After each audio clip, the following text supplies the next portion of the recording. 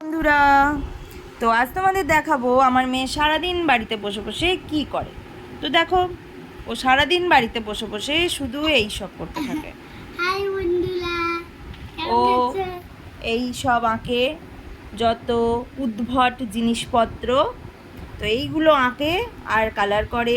এই যে কালার নিয়ে বসে আছে, ও সারাক্ষণ বাড়িতে শুধু এই সব, আর কিছুই নয়। সারাক্ষণ বাড়িতে ও এই সব আঁকে।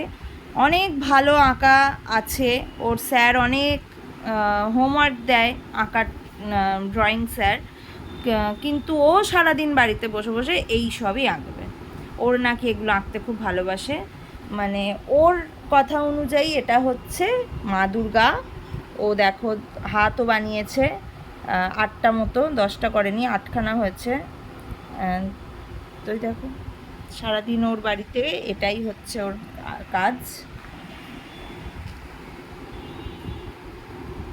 এটাও এখন কালার করবে। কালার করার পর তারপরে আবার সবাইকে দেখাবে, আমাকে, ওর বাবাকে দেখাবে এবং সাথে ওর দাদা দিয়াকেও দেখাবে যে কেমন হয়েছে না হয়েছে। তো দেখো, ও এই করে আমার মেয়ে সারাদিন বাড়িতে বসে। মাম্পু, একবার তাকাও। আমি এখন টাটা। আমি এখন পেন্সিল দিয়ে ড্র করছি।